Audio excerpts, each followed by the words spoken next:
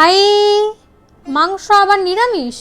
কোথাও যেন গরমিল মনে হতেই পারে, তবে এটাই রীতি। মায়ের ভোগে নিবেদন করা মাংস রান্নায় ব্যবহার করা হয় না পেঁয়াজ রসুন, কিন্তু এসব ছাড়াও ভোগের মাংস এত সুস্বাদু হয় ভক্তির গুণেই। তাই আজও কালী পুজোর দিন ভোগ হিসাবে বাঙালির ঘরে ঘরে এই নিরামিষ পাঁঠার মাংস রান্না হয়। প্রথমেই মাংস ম্যারিনেট করতে হবে টক দই দিয়ে। এরপর এতে একে একে হলুদ, লঙ্কা গুঁড়ো, কাশ্মীরি লঙ্কা গুঁড়ো, গোলমরিচ গুঁড়ো, ধনে, জিরে, নুন আর সর্ষের তেল দিয়ে ঘন্টা 3 ম্যারিনেট করে রাখবে। দেখবে দইটা যেন মাংসের গায়ে খুব ভালো করে মাখানো হয়।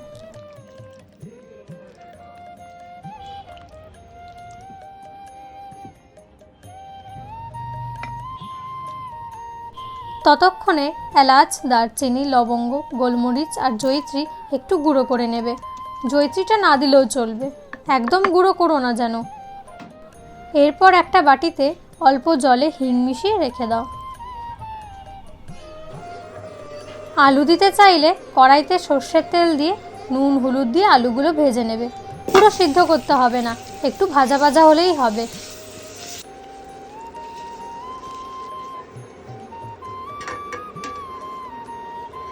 এবার 3 ঘন্টা পর শুরু হবে মাংস রান্না। ওই কড়াইতেই আরেকটু তেল দিয়ে চিনি দিয়ে দেবে। চিনিটা দিলাম রঙের জন্য। চিনিটা অল্প গলে এলে তেজপাতা আর গুঁড়ো করা গরম মশলা ফোড়ন দেবে। একটু গন্ধ বেরোলে আদা বাটা দেবে। অল্প ভেজেই হিঙ্গোলা জলটা দিয়ে দেবে। সাথে আরেকটু জলও দিতে পারো যাতে আদাগুলো পুড়ে না যায়। এবার এতে ম্যারিনেট করে রাখা মাংস দিয়ে দেবে।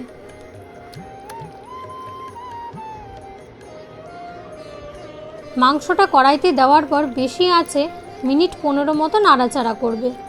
15 মিনিট পর আঁচ কমিয়ে কষতে থাকবে। জল শুকোতে দিলে চলবে না। ওই ম্যারিনেট করা মশলার বাটি ধোয়া জল অল্প অল্প করে দিয়ে 1 ঘন্টা মতন কষবে। এরপর তেল ছাড়লে আলুগুলো দিয়ে আরও কিছুক্ষণ কষিয়ে প্রেসার কুকারে ঢেলে দেবে।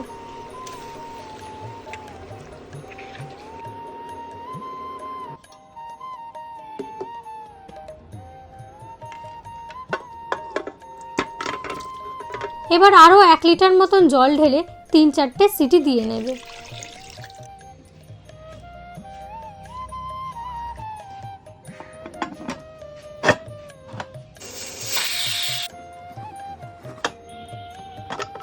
আলুটা সিদ্ধ হয়েছে কিনা দেখে তুলে রাখবে।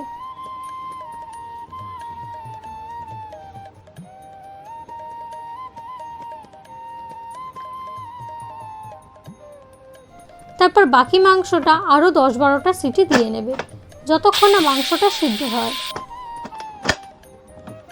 এবার ঢাকনাটা খুলে পরিমাণ মতো নুন দিয়ে জলটা আরেকটু ফুটিয়ে নেবে। যতটা ঝোল রাখতে চাও রেখে আলুটা দিয়ে দেবে।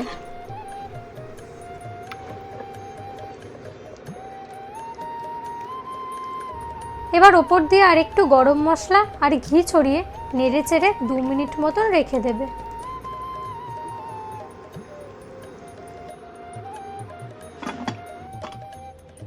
ব্যাস, একদম তৈরি নিরামিষ পাঁঠার মাংস।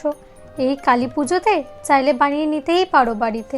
সাথে সকলকে শুভ দীপাবলির শুভেচ্ছা ও ভালোবাসা।